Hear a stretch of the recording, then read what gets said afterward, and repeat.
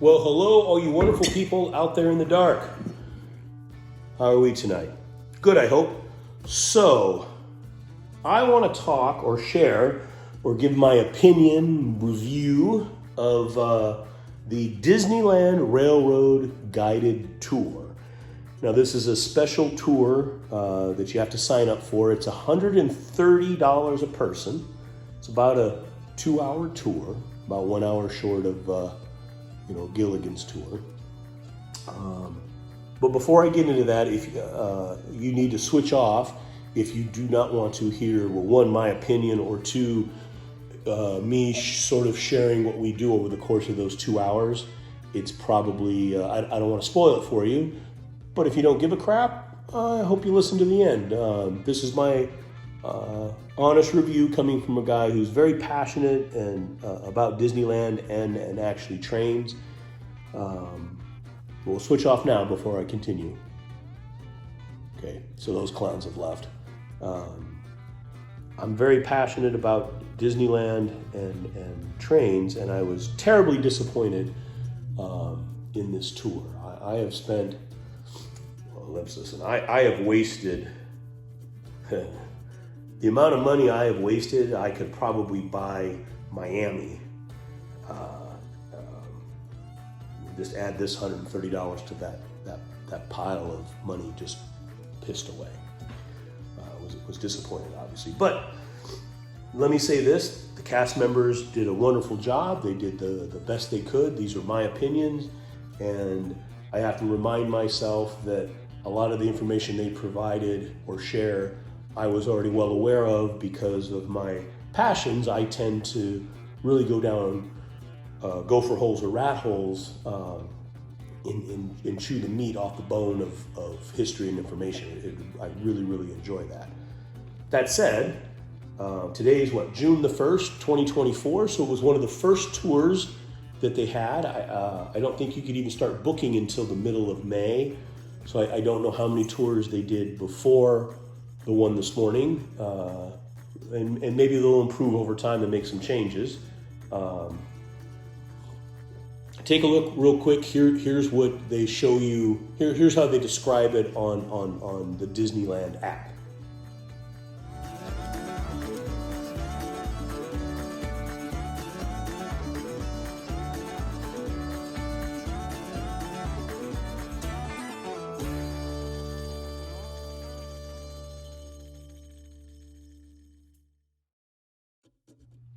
So there you go. So you get there about, my tour starts at 8:30. I get there about 8:15, and one of the nice cast members offers you some sort of heated pastry in a plastic tin, or plastic box, which I was not interested in. I recognize that part of the $130 included that, but quite honestly, I'm not a huge pastry guy in general, and they were offering like ocean spray cranberry juices, which is really just sugar water. Again, not Disney's fault, but I wasn't interested in that. The only thing that I asked was like, well, do you have any coffee or cocoa? And she's like, no, just the cranberry juice and the heated muffin. And I was like, no, I'm good. Anyway, they do give you, when you check in, you get a nice little name tag, which is kind of cool. That's a check in the awesome box. And then the young man comes out and gathers us, and there was about 8 or 10 of us, and says, okay, let's go on the tour. And it sort of starts with them stepping into the past and talk about Mr. Disney's love of trains and how it began when he was a young man in Marceline. His uncle was a engineer or conductor, and he worked like his brother Roy on the trains, selling cigarettes and cigars and newspapers and crap like that. And that sort of was the spark that fueled his love of, the Iron Horse.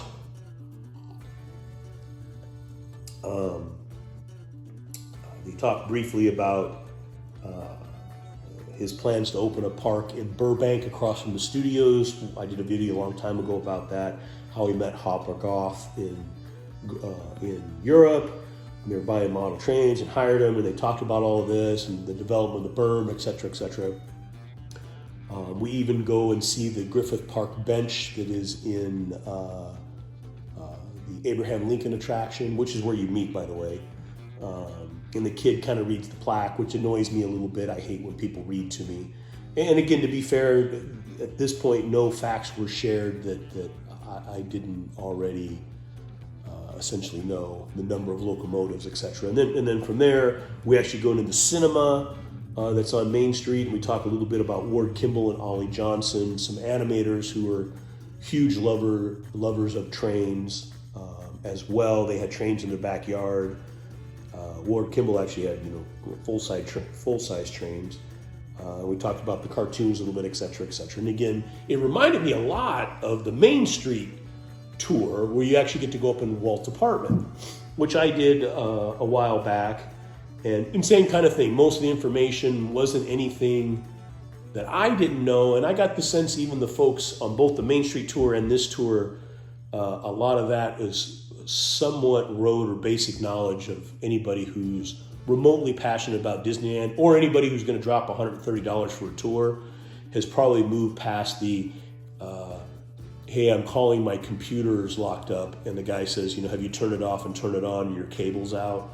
Most of us have moved past that and we're on to the next thing. I think a lot of the information the kid was sharing, most everybody knew. Again, not his fault, but I was hoping for a little bit more in-depth. It just felt like a sort of a rewrite of the Main Street or abbreviated tour of the walk in Walt's footsteps to Main Street. Anyway, we ended up in Frontierland, and we talked briefly about how a steam engine works, very briefly.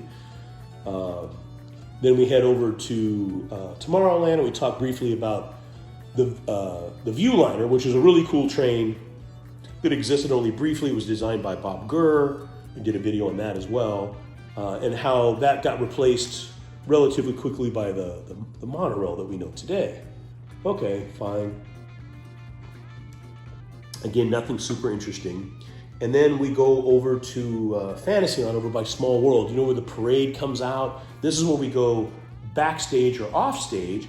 And in that description that you saw, it talks about, it does say glimpse of the roundhouse where they keep the trains and the monorail.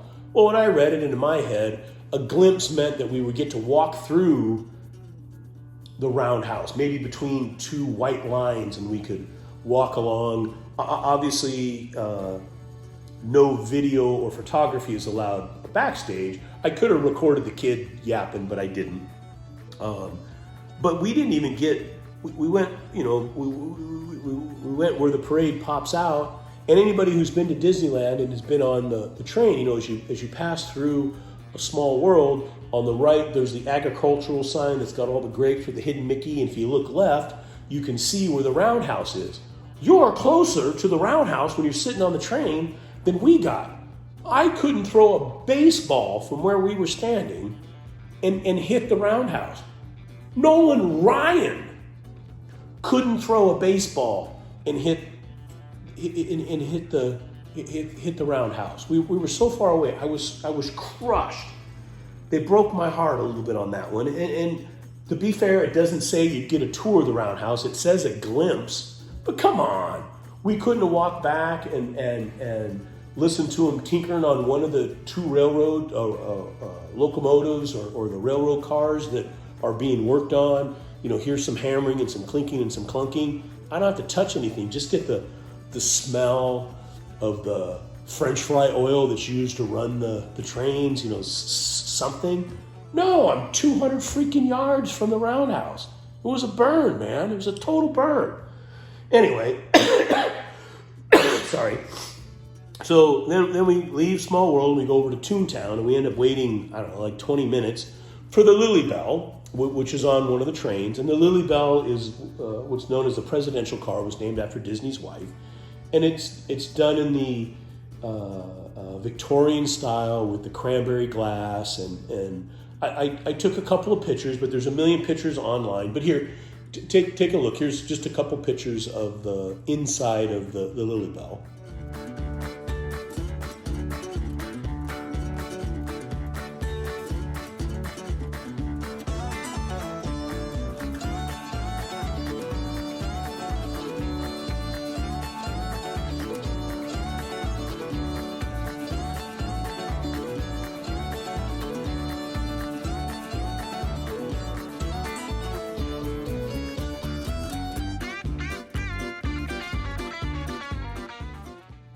Right, you get the idea.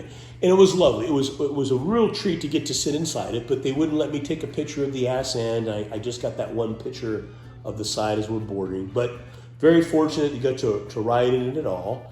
And then we sort of do the Grand Circle tour, and we end up back at Toontown.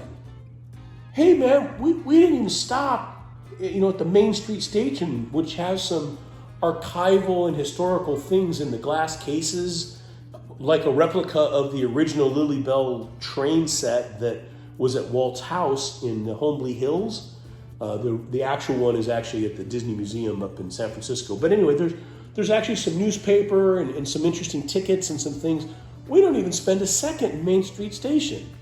That's a burn. How do we not spend any time, quite frankly, in any of the train stops, just to talk about when they were developed, et cetera, et cetera. We don't do any of that. We just sort of get a high-level Walt history. Hey, Walt digs trains. Here's your muffin. You get to ride in the car. Don't get to see the roundhouse.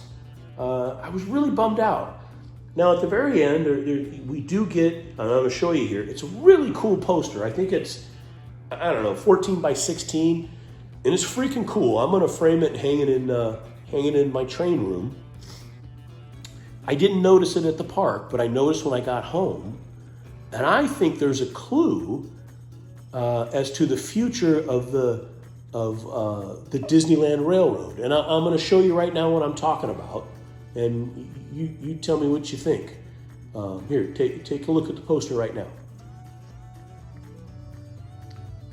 So here is that poster I was ranting about. And again, I think it's pretty cool. You can see here at the bottom, got the Marsh, Ripley, the Holiday, the Gurley, and my favorite, the Kimball. But here's the map. The top you can see Disneyland Railroad. So here's Toontown, and they've actually got the Runaway Railway ride right there. Kind of go along here. Tomorrowland Station. Here's the Dino Dinorama, Space Mountain, Star Tours. Actually up over here, here's Black Spire Outpost, Galaxy's Edge, Star Wars Land. There's a TIE fighter and a X-Wing, which is why down here they had to mention Lucas. What I didn't notice when I was handed the poster, well, here's Main Street Station, Tomorrowland Station, Toontown, Frontierland Station. This should be New Orleans Square. Again, here's Tiana's Bayou, and you can see right there is her water tower. Here is the Haunted Mansion. You can see the Hitchhiking Ghost. You kind of come down here. Here's Indiana Jones. Here's Pirates of the Caribbean. But it's not called New Orleans Square Station. That can't be a mistake that they made when they printed this. My hunch is anybody paying for this tour just got a huge clue. In a few months when Tiana's Bayou Adventure opens, the New Orleans Square Station is going to once again be Frontierland Station. Maybe? You decide. Am I crazy? Are they going to change New Orleans Square Station back to the Frontierland Station? They couldn't have possibly had a misprint, right? Is this sort of a secret clue, and everybody that's taken that tour, if they're paying attention, has discovered something in the next 4 months, and we've got a hint on? Maybe. I can't believe they would make a mistake like that. Again, you saw the Star Wars, it's an updated, they got Tiana. It's not like they took an old map and just made a mistake. I honestly think that the New Orleans Square train stop is going to be Frontierland when Tiana reopens and they finish the repairs. Right? And to that end, here, take a look. I have these old pins, which were the wait times at each of the train stops, and it's got New Orleans Square there. I think that's going to go away. Here, take a look.